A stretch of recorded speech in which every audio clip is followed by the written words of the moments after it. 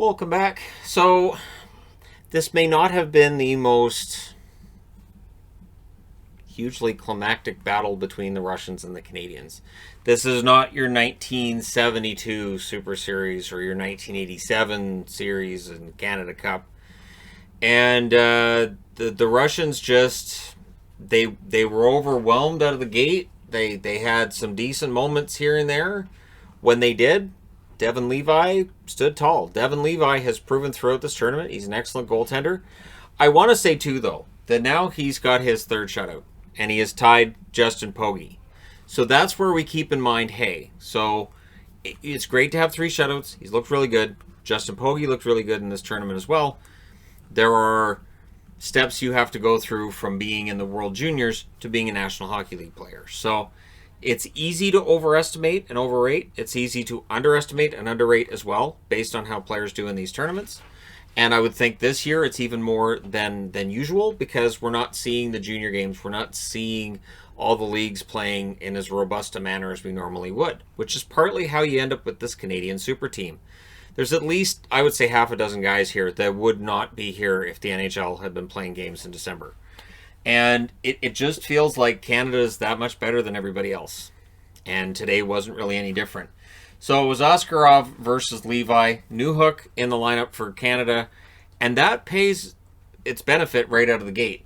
Newhook hit the post, or so we thought, in the first minute. And then the horn sounds. So the horn sounds, and what that leads to is, we know. When the horn sounds during a game, you go, and that's a goal. And so, yeah, it was 1-0 Canada. Newhook from Schneider and Jack Quinn at 59 seconds. So Quinn has had a decent tournament as well.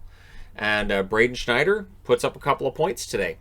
Of course, I'm wearing the reverse retro Avalanche, which is Nordiques, because Newhook being in the game, it felt like he was the spark plug they needed right out of the gate. So then Holloway had a chance that was denied by Askarov. Emirov then had a chance as the Russians would pressure. Wide open play for both teams, though the amount of shots that were being generated weren't that high. So there was a lot of back and forth play, but Canada's already up 1-0. And it really puts the pressure on the Russians immediately. Like, just, okay, Canada's up, and we're not even a minute into the game. Levi then made a big save before the first television break at the 7-minute mark, right? Shortly after. Askarov would then stop Tomasino right after that. The shots were 5-4 Canada at 9 minutes. And then the Canadians really take over. The Canadians dominate the second half of that first period, starting with a goal by McMichael from Peltier and Cousins at 10 minutes and 33 seconds. Then Podkolzin takes a penalty. Canadians go to the power play. It's a 4-minute minor, which makes it more interesting that Podkolzin got player of the game for the Russians. So, yeah, I would have gone with Emirov, but that's me. During that penalty that Podkolzin takes, Perfetti scored. And so that makes it 3-0 from Byram and Cousins at 15:05. It's 3-0 after the first period. Notice there's no notes in those last 5 minutes because really all that happened was Canada is now in control of this game. So second period, the Russians need to get something going. And I have to say that when they showed fans on the camera, Canadian fans seem to be quite excited today, and we get why, right? Because this is where the game feels really important, much more important than other games in this tournament have for Canada. And they answer the bell. It is Braden Schneider scoring from Suzuki and Mercer at 4 minutes and 9 seconds to make it 4-0. This is where I would understand if the Russians had said, all right, and taken Askarov out. I would have understood. Not that Askarov had a chance on these goals.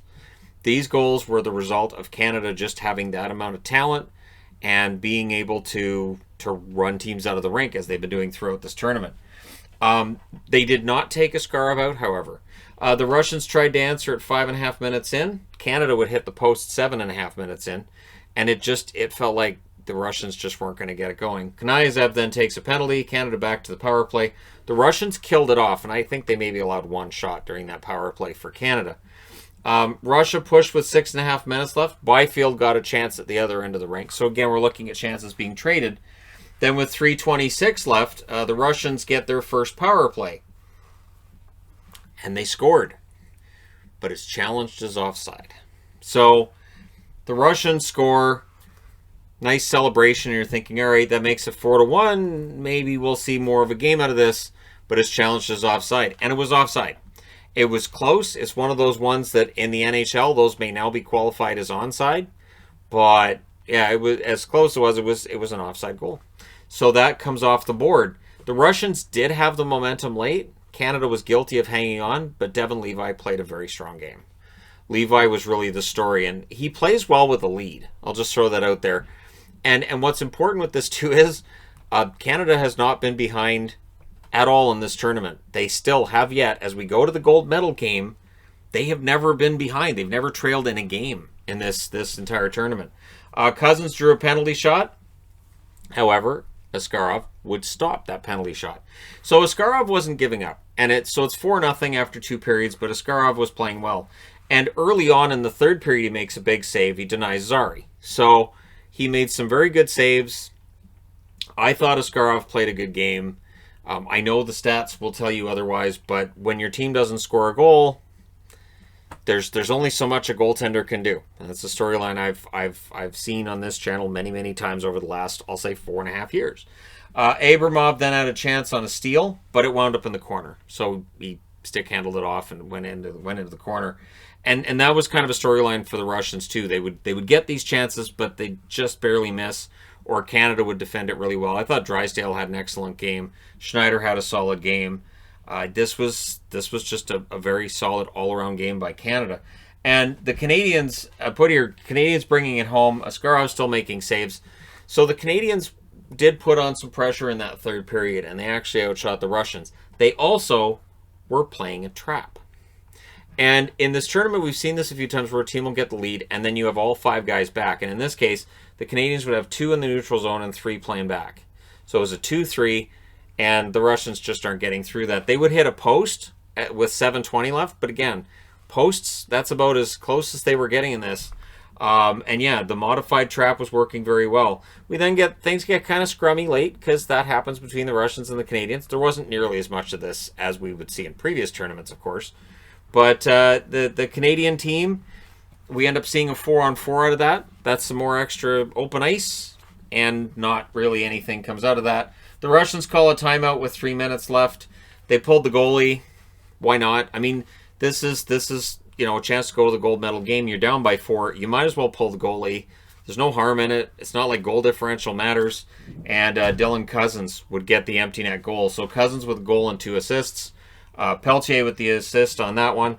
18-31. And the only reason I'm not wearing Buffalo for this, because Cousins had another great game, is because I've worn the Buffalo hat a lot with the Canadian jersey. And I wanted to do something different, so I thought, no, Newhook, he gets them off to that start. We'll talk about Newhook a bit. But yeah, Cousins, excellent game for him. He continues to have an amazing tournament. And now Zegras is up, and we'll see what Zegras is able to do against Finland tonight in response to Cousins, because it feels like these guys are one-upping each other along the way. The shots, Canada outshoots the Russians 16-7 in the first. The shots were 12-9 Russia in the second, 10-8 Canada in the third. Final shots 35-27. Levi stops all 27 saves. As I said, that's his third shutout of the tournament. Askarov saves 30 out of 34. That 35th shot, of course, was into the empty net. And players of the game are Levi, and like I said, the Russians, they went with Podkolzin. I don't know. I would have thought about maybe Abramov. I might have gone with Amirov, but again, when you lose 5-0, I don't know that there's anybody on the Russian team that necessarily cared who got player of the game. They were clearly upset after the game. This was a Russian team that, came into this with their hopes up, definitely, and a Canadian team that just, there's no weakness. You look at the 4 lines they roll, you look at the defense, you look at this team from top to bottom, the Canadian team just doesn't have a weakness. There isn't anything you can point at. Before the tournament started, we talked about, well, in net, they have Levi and Guerin. I don't know. And now Levi's become one of the stories of the tournament. He's been fantastic, and they're going to the gold medal game against the winner of the U.S. and Finland. So there really doesn't seem to be a weakness with this Canadian team, and it's been a tremendous tournament. But there's something a little bit anticlimactic about watching a game and seeing it be this lopsided. And yet, it is nice to know Canada will definitely get a medal. Whether it's gold or silver will be decided at the end of this. But for the Russians, they're now going to play for the bronze medal. And we'll see if they're playing Finland or the States. We'll find out in about 3 hours from when I'm recording this. And that'll be interesting too. I'm looking forward to a pretty good game between the Americans and the Finns. I am expecting the U.S. to end up winning that game because the U.S. and Canada, it's felt like these guys are on a collision course throughout the tournament. Since that first setback for the Americans against the Russians, they've just been on a mission, and it just feels like that's where we're headed. We'll see. We'll find out in a few hours. Let me know your thoughts in the comment section below as always. Don't forget to hit like and subscribe if you're browsing your way through. You just happened upon this video. Thank you guys so much for watching, for all your support. I will talk to you again soon.